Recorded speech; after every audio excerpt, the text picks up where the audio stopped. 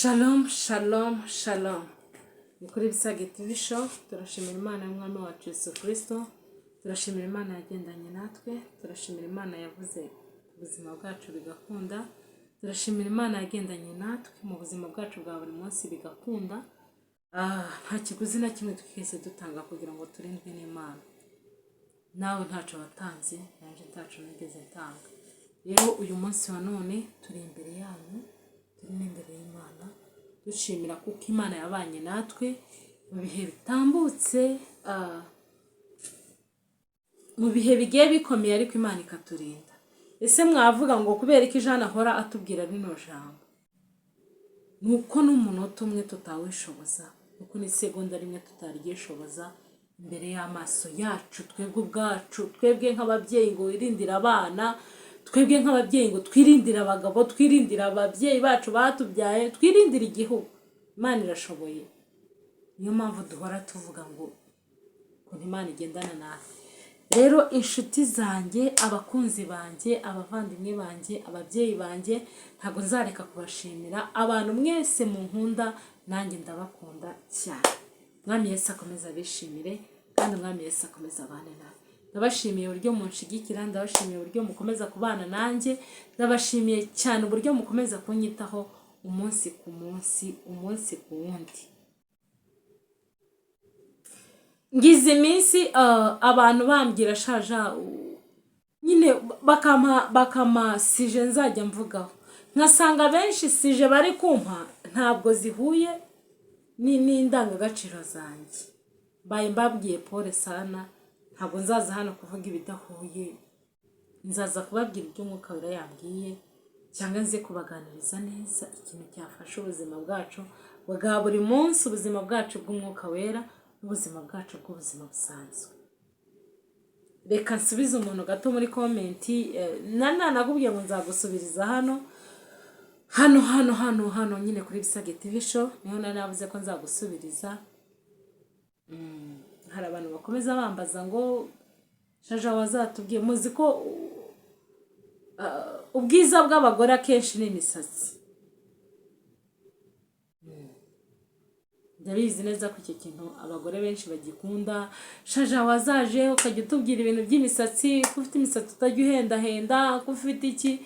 Ni ukuri nzabibabwiraho pe, nzabibabwiraho, nabyo si bibi.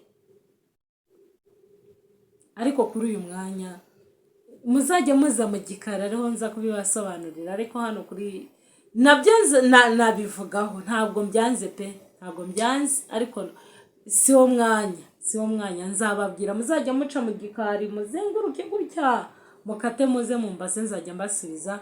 Kuko rekana n'abasubiza, nta kindi kintu kindi ngiye nkoresha kidasanzwe, ni ugukaraba mu mutwe n'ibyo, nta kindi pe.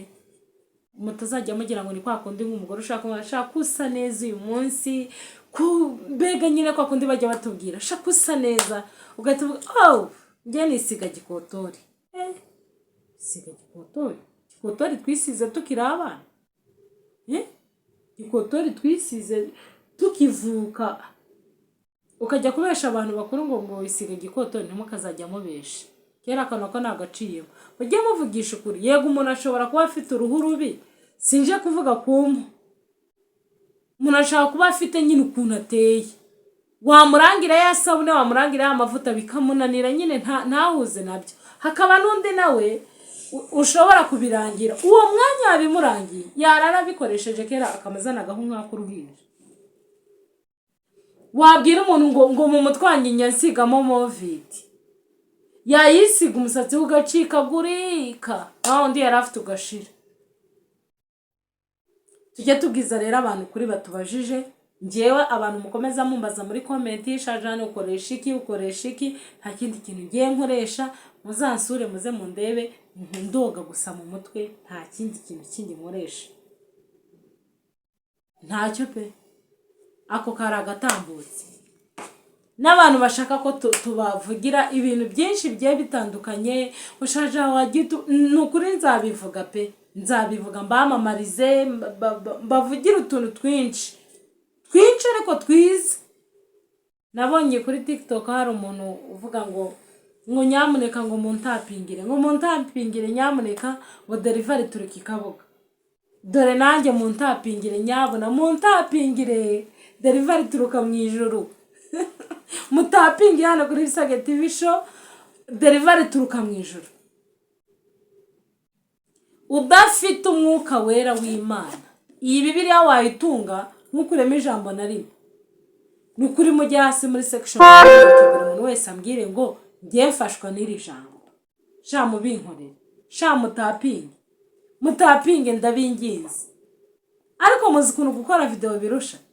Mutapinge hasi muri comment mumbwire ngo ngiye muri Zaburi igice kiniki kijye kinyubaka. Mutapinge muvuge ngo Yesayi ko ndabakopezaga. Ariko mutapinge hasi muri section comment mumbwire ijambo rijye ribafasha. Mana we, sha abantu we, abantu turi beza pe. Abantu turi beza. Hari ijambo merutse kumva umuntu aravuga ngo niba hari ikintu kibi kiba ngo ni umuntu.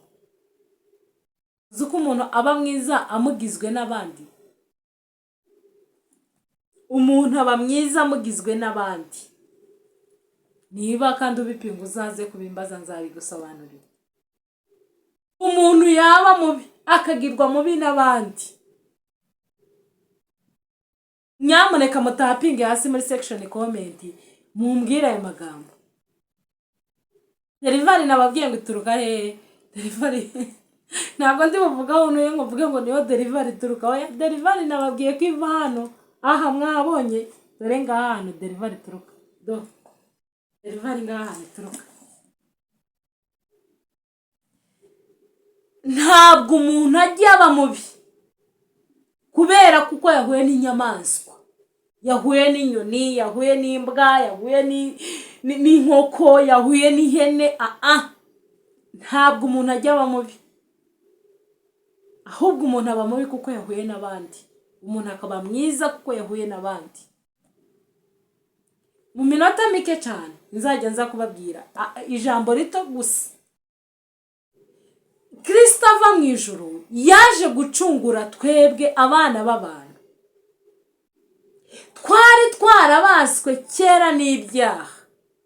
Umuntu akavuka akava mu nda ya nyina ariko ukavukana icaha. Mutapinge hasi. Umuntu akavukana icaha ngo nakabebe ngo niki. Uriya mubebe aba yaravukanye ibyaha bya karande by'abasekuruza. Ariko Kristo ariyambura ubwiza bwe. Umwana w'Imana isumba byose ariyambura ubwiza yiyambura icyubahiro yari afite. Aza muri iyi si yuzuye amaganya, yuzuye agahinda, yuzuye intimba, yuzuye ibibazo n'ibigeragezo, yuzuyemo urwango, yuzuyemo ba bantu babindi kukubwira. Umuntu gusaka Mana we, umuntu akamatekereza ku wundi, umuntu agatekereza ku wundi. Umuntu akamatekereza ku wundi akavuga ngo mwamubonye kuriya reshe na kiriya gihagararo. Umva ni mubi.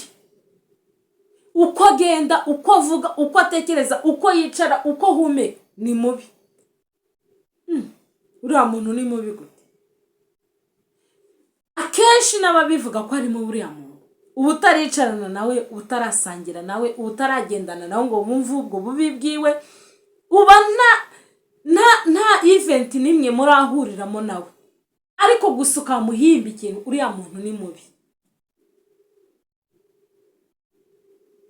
Akanwa kacu ururimi ni akantu gatoya. Yizeye yarabiririnze. Yizeye ministry aho bari mwese ndabaramukisha. Bararirimbye ngo ururimi n'akantu gatoya nyamara amagambo yarwo arakomeye mushamabuye. Kubw'ururimi duhabwa umugisha, ubw'ururimi tubona umuvumo. Rinda neza ururimi rwawe uko nirwo ruzagutunga. Uburozi bwa mbere buva ku rurimi ubwicanyi bwose buva ku rurimi, gusebanya kose biva ku rurimi, amacakubiri aterwa n'ururimi. Ururimi ni akantu gatoya, ururimi ruza rwigenga rukama rwumva ariko rugingo rukomeye kandi rukabikora. Umuntu akama yicara akavuga ngo Jane ni mubi, setu ni mubi, ariko uhera uvuga ko Jane ari mubi, uhera uvuga ko runaka ari mubi. Bene data, mureke tureke ibintu byo kwita abandi babi, ibintu byo kuvuga ko abandi ari babi, ibintu byo kwita abandi amazina tubyihorere, ibintu byo kubatiza abandi bantu amazina mabi tubireke, ahubwo tugende twambare tuvuge ngo runaka ni mwiza, yangiriye neza. Ngewe ndabafite abantu benshi cyane bangiriye neza, kandi iyo ndi kubavuga mbavuga neza. Bantu mwe mwangiriye neza, Mwami Yesu akomeza biteho. Delivery turuka hano mutapinge hasi muvuge ko delivery turuka hano ituruka hano honyine.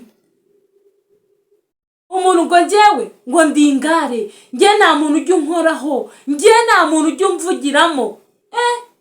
Urinde wo kutavugirwamo, urinde. Ariko Kristo wemeye gutakaza iby'agaciro kuri we, akaza wamurushaga iki? Ko yaje kuducungura, ko yaje kutugirira neza, ko yaje kutuburaniraho tutari kubasha kuburana, ko yaje kutuvuganiraho tutabashije kuvuga. Ngize iminsi mbona nkabona reka mbaye inkuru, ukabona umuntu yicara undi muntu, uriya muntu ni umuntu mubi. Ese ubwo wicaye ukavuga uriya muntu amagambo meza? Hari ijambo ry'Imana riba mu migani rivuga ngo kwibuka umukiranutsi w'Imana, kwibuka umuntu gusaba kugire neza, umuntu ukiranuka ukamwibuka bitera umugisha.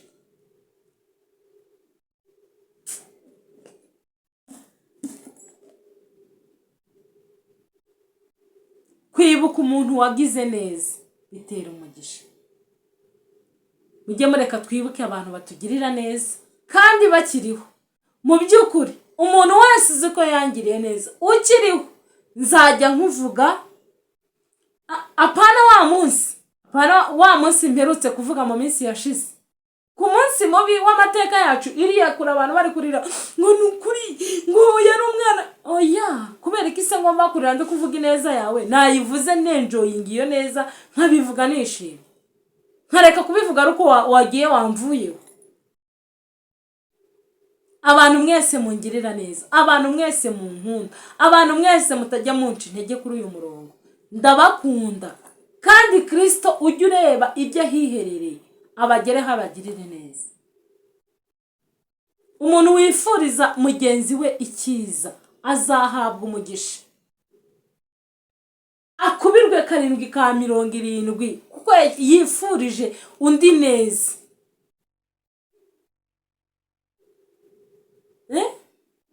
Shiti zanjye dukundane, turekere aho ngaho, ibyo tutabonye nti twabibona. Uko mu myaka abantu barimo ni ngombwa ngo oya, ikidukwiriye ni delivery. Mutapinge hasi, ndacabivuga, ndarinda nsoza kiganiro kivuga ngo mutapinge hano hasi. Iyi niyo delivery yonyine, iri ni ryo jambo ryonyine ribasha kuduhumuriza. Kwibuka umukiranutsi bitera umugisha. Nkama nibuka gusa ko mama wanjye, ko papa wanjye, ko inshuti yanjye. Mana we, hari umukecuru nkunda, sindi bumuvuge mu izina, ariko ndabizi abana be bajya bankurikirana kino kiganiro. Yangiriye neza uwo mukecuru, yambwiye neza, yankoreye imirimo myiza. Iyo rero ngewe nkwibutse, yo ndakubirwa 7 ka 70. Niba nari kuzapfa nko kuwa gatandatu, Imana igahita ivuga ubwo Jane yibutse imirimo uriya muntu yamukoreye myiza kandi y'agaciro, reka mwongerere iminsi yo kubaho. Inshuti zanjye, abavandimwe banjye, reka tujye tuvuga abandi bantu neza, tugire imirimo myiza, tujye twibuka abakiranutsi b'Imana, nibwo tuzarama cyane, nibwo umugisha w'Imana uzajya utuza. Delivery iva hano, delivery iva hano. Shalom rero narimba kumbuye, nzajya nkomeza mbabwire, kandi mukomeze mukore subscribe. Umuntu uje hano aribwo bwa mbere akore subscribe, akore like, akore comment, kugira ngo dukomeza, akore no kunzogera, dukomeze tubane umunsi ku munsi. Ndabakunda cyane, umwami Yesu akomeza biteho kandi akomeza abagirire neza. Abantu batari bakira Yesu nk'umwami n'umukiza w'ubugingo bwabo, mu mwizere, dore delivery ngiyi ngiyi delivery bene da. Ndabakunda cyane, Kristo abiteho. Shalom.